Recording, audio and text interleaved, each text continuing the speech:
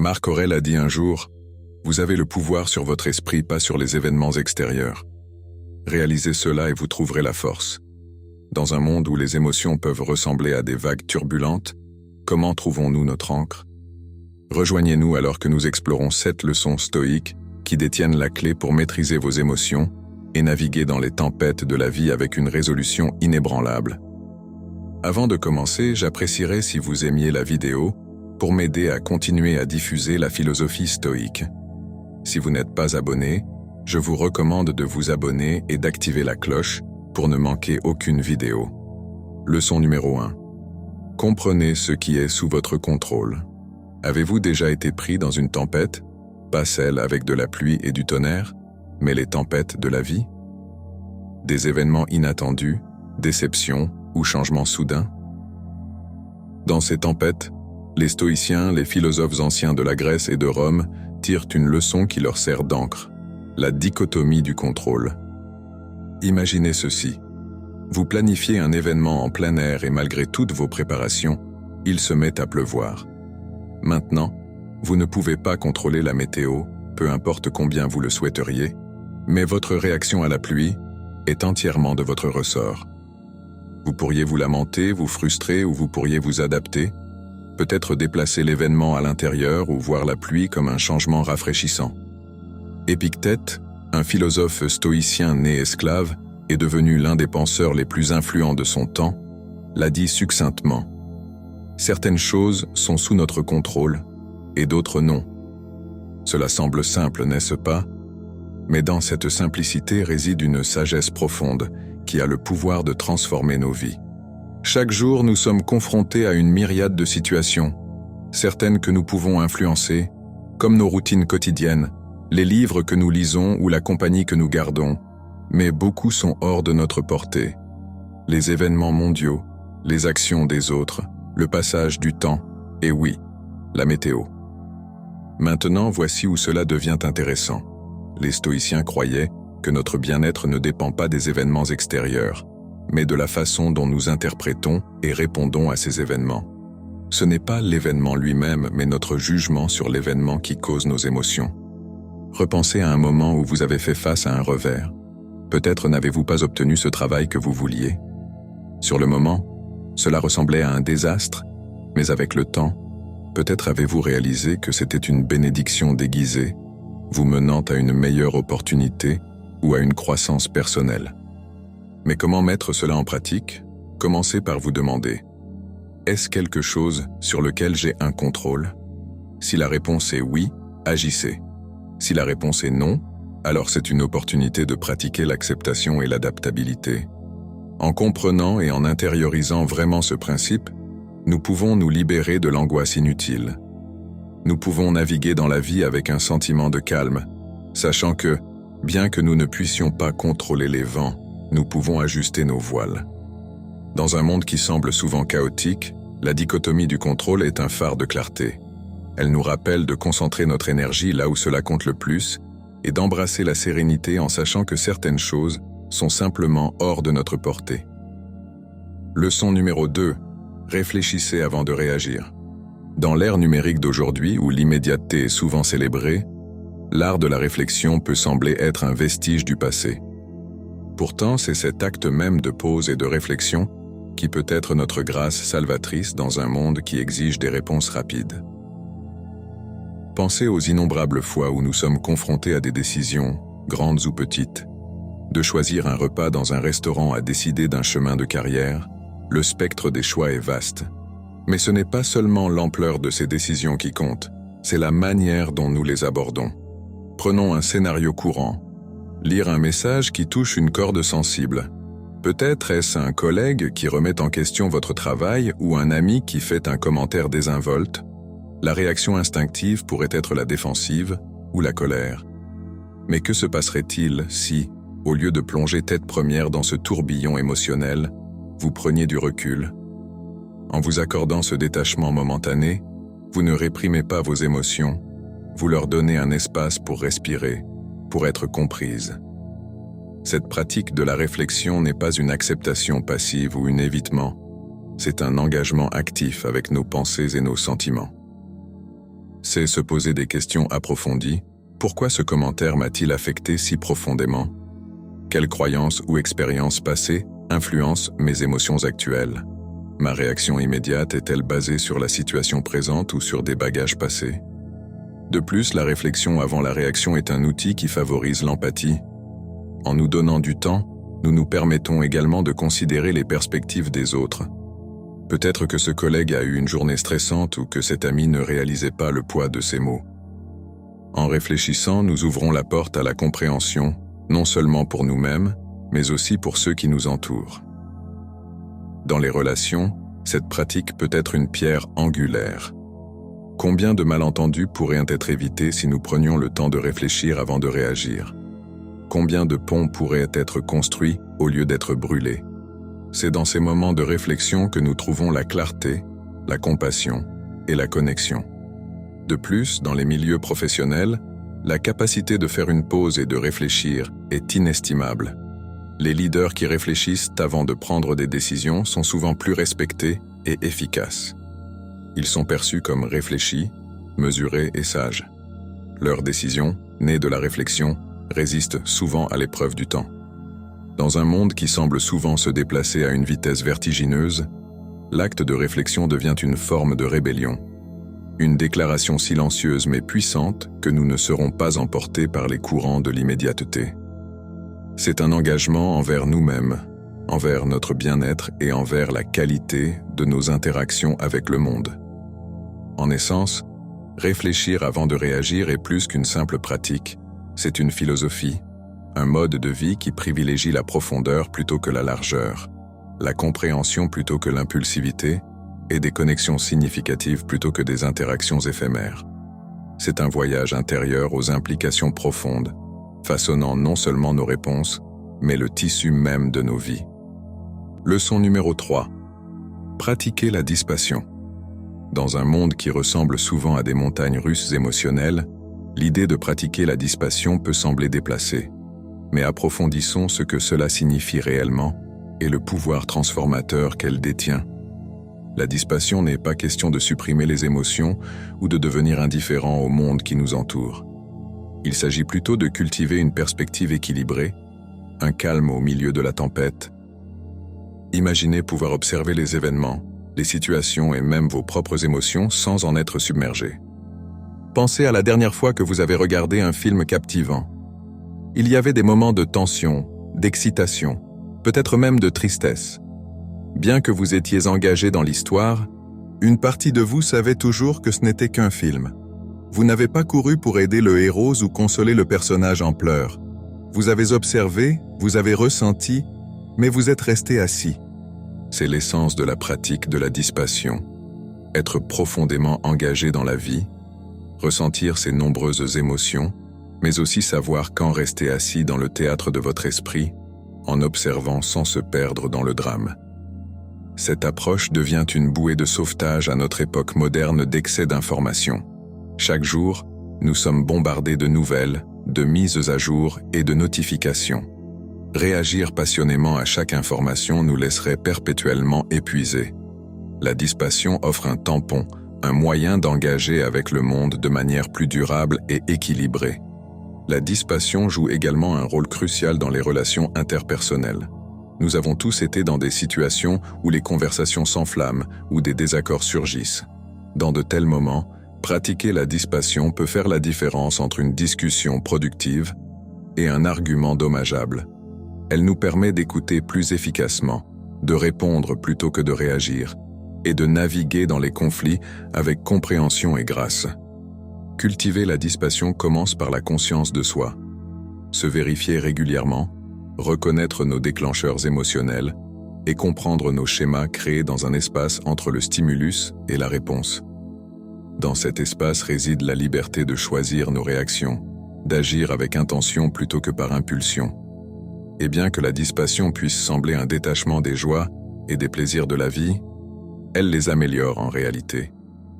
En n'étant pas trop attachés aux résultats, nous pouvons nous immerger pleinement dans le voyage, savourant chaque instant sans la peur constante de la perte ou du changement. Pratiquer la dispassion, c'est trouver un équilibre dans un monde en perpétuel changement. C'est une boussole qui pointe vers la paix intérieure, nous guidant à travers les terrains variés de la vie avec grâce. En adoptant cette pratique, nous enrichissons non seulement nos propres vies, mais apportons également un sentiment de calme et de clarté à ceux qui nous entourent. Leçon numéro 4. Demandez-vous, est-ce que cela aura de l'importance dans 5 ans?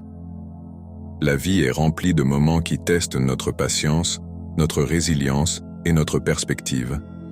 Des petits désagréments comme un café renversé aux défis plus significatifs, comme des désaccords avec des proches, nos jours sont ponctués de situations qui évoquent toute une gamme d'émotions. Dans le feu de l'action, il est facile de se laisser emporter par l'immédiateté de nos sentiments. Un délai manqué, un commentaire critique ou un anniversaire oublié peuvent sembler être la fin du monde. Mais une question puissante peut changer notre perspective et apporter de la clarté. Cela aura-t-il de l'importance dans 5 ans? Cette question simple mais profonde sert de machine à remonter le temps mental, nous transportant dans le futur et nous permettant de regarder le moment présent avec du recul. Soudain, cette dispute animée ou cette opportunité manquée est vue sous un jour différent. La plupart des choses qui nous préoccupent aujourd'hui seront des notes de bas de page oubliées dans la grande narration de nos vies. Considérez les défis et les soucis que vous aviez il y a 5 ans. Combien d'entre eux ont encore du poids aujourd'hui? Combien ont été éclipsés par de nouvelles expériences, apprentissages et souvenirs? Cette prise de conscience peut être à la fois humble et libératrice. Utiliser cette question comme un repère régulier aide à prioriser nos préoccupations. Elle nous aide à distinguer entre les revers à court terme et les implications à long terme. Par exemple, une mauvaise journée au travail peut sembler accablante maintenant, mais dans le grand schéma des choses, ce n'est qu'un jour dans une carrière qui s'étend sur des décennies. Cette perspective favorise également la résilience. Lorsque nous sommes confrontés à l'adversité, nous rappeler le tableau d'ensemble peut réduire l'anxiété et favoriser la résolution de problèmes.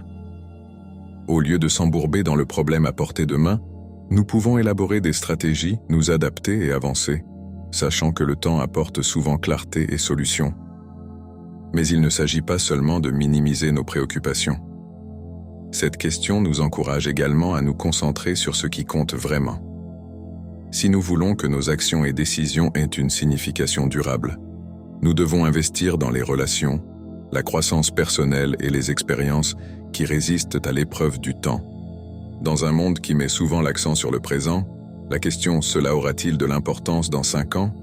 est un phare qui nous guide vers une vie de but, de perspective et de paix. En revisitant régulièrement cette question, nous pouvons naviguer dans les hauts et les bas de la vie avec grâce, en veillant à ce que notre énergie et notre attention soient dirigées vers ce qui compte vraiment. Leçon numéro 5. Tenir un journal stoïcien. L'acte de tenir un journal a été célébré à travers les cultures et les époques, non seulement comme un enregistrement des événements, mais aussi comme un outil d'introspection, de croissance et de clarté. Les stoïciens, avec leur accent sur la conscience de soi et l'amélioration personnelle, n'étaient pas étrangers à cette pratique.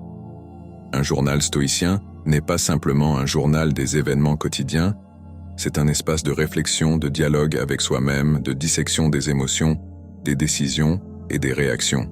C'est là que le monde extérieur rencontre l'intérieur, où les événements sont pesés contre les valeurs et croyances personnelles. Imaginez terminer votre journée en racontant non seulement ce qui s'est passé, mais comment vous avez réagi. Pourquoi un commentaire particulier vous a-t-il contrarié? Qu'est-ce qui a déclenché cette explosion de joie pendant une tâche banale? En disséquant notre journée, nous commençons à comprendre les schémas de notre psyché, à voir les déclencheurs qui influencent notre humeur, les valeurs qui guident nos décisions et les habitudes qui façonnent nos jours. Dans nos vies modernes, remplies de distractions et d'un barrage constant d'informations, se réserver du temps pour l'introspection devient encore plus crucial. Un check-in quotidien, un rituel d'ancrage qui apporte de la clarté au milieu du chaos. Avec le temps, cette pratique peut conduire à des insights profonds. Vous pourriez remarquer que certaines situations provoquent régulièrement du stress, vous incitant à les aborder ou à changer votre perspective. Vous pourriez trouver que des pratiques spécifiques comme la gratitude ou la pleine conscience améliorent votre humeur et votre perspective. Les modèles qui émergent peuvent servir de feuille de route pour la croissance personnelle. Leçon numéro 6. Voir les obstacles comme des opportunités. Le monde est plein de défis, des revers personnels aux bouleversements mondiaux. Les obstacles font partie intégrante de l'expérience humaine. Mais que se passerait-il si, au lieu de voir ces défis comme des fardeaux, nous les voyons comme des opportunités déguisées? Les stoïciens avaient une perspective puissante sur l'adversité. Ils croyaient que, bien que nous ne puissions pas toujours contrôler les événements qui nous arrivent, nous pouvons contrôler notre interprétation et notre réponse à ces événements. Ce changement de perspective transforme les défis de simples revers en leçons précieuses. Une citation du philosophe stoïcien Marc Aurèle résume magnifiquement cette idée. L'obstacle à l'action avance l'action. Ce qui se dresse sur le chemin devient le chemin. Cela signifie que chaque obstacle, chaque défi peut nous propulser vers l'avant si nous choisissons de le voir comme une opportunité de croissance. Leçon numéro 7. Pratiquer la gratitude. Dans la vaste tapisserie des émotions humaines, la gratitude se distingue comme un fil doré, tissant des moments de joie, de contentement et de perspective dans nos vies. Alors que c'est une émotion qui peut surgir spontanément, les stoïciens croyaient en la pratique délibérée de la gratitude, en faisant un rituel quotidien pour s'ancrer dans le présent et apprécier les bénédictions de la vie. La gratitude est plus qu'un simple merci. C'est une reconnaissance profonde des innombrables forces, moments et individus qui enrichissent nos vies. Il s'agit de reconnaître la beauté dans le banal, les leçons dans les défis et la nature éphémère de chaque expérience, la rendant d'autant plus précieuse. Sénèque, un philosophe stoïcien éminent, a dit un jour « Le vrai bonheur est de jouir du présent, sans dépendance anxieuse envers l'avenir. » Cela encapsule l'essence de la gratitude. Être profondément enraciné dans le présent, chérir chaque moment, chaque expérience et chaque interaction. Considérer les plaisirs simples que nous prenons souvent pour acquis, la chaleur du soleil lors d'une journée froide, le son du rire, un repas partagé avec des proches ou même le souffle qui nous soutient. En prenant le temps de reconnaître et d'apprécier ces moments, nous en amplifions la beauté et la signification dans nos vies. Pratiquer la gratitude offre également un contrepoids à la tendance humaine à se concentrer sur ce qui manque, sur les désirs non satisfaits ou sur les incertitudes concernant l'avenir. En déplaçant notre attention sur ce que nous avons plutôt que sur ce qui nous manque, nous cultivons le contentement, réduisons les sentiments d'envie ou de ressentiment et améliorons notre bien-être global. Comment cultiver cette pratique? Cela peut être aussi simple que de commencer ou de terminer la journée en énumérant 3 choses pour lesquelles vous êtes reconnaissant. Avec le temps, cette pratique peut transformer votre perspective, vous rendant plus réceptif aux bénédictions de la vie et plus résilient face aux défis. De plus, la gratitude renforce les relations. En exprimant notre appréciation pour les actes de gentillesse, de soutien ou d'amour que nous recevons des autres, nous nourrissons les liens, favorisons le respect mutuel et créons une boucle de rétroaction positive de bienveillance et d'affection. Dans un monde qui met souvent l'accent sur le plus de possessions, plus de réalisations, plus de désirs, la gratitude est un doux rappel de l'abondance qui existe déjà dans nos vies. C'est un appel à célébrer le présent, à embrasser la vie à bras ouverts et à parcourir le chemin de l'existence avec un cœur plein de remerciements. Alors que le soleil se couche sur une autre journée, nous sommes laissés avec les échos de la sagesse ancienne dans notre monde moderne. Comment allez-vous utiliser ces leçons stoïciennes pour façonner votre lendemain? Nous sommes impatients d'entendre vos pensées et expériences. Partagez vos idées dans les commentaires ci-dessous et continuons ensemble ce voyage de découverte de soi. J'espère que vous avez apprécié la vidéo et je vous suis reconnaissant de nous avoir rejoints. Donnez-lui un like et partagez-la avec quelqu'un qui pourrait en bénéficier. N'oubliez pas d'appuyer sur le bouton d'abonnement si vous ne l'avez pas déjà fait. Vous trouverez en description un lien vers l'ouvrage « Pensées de Marc Aurèle ». Jusqu'à la prochaine fois, restez curieux, restez ancrés et ne cessez jamais de chercher la sagesse. Et restez stoïques.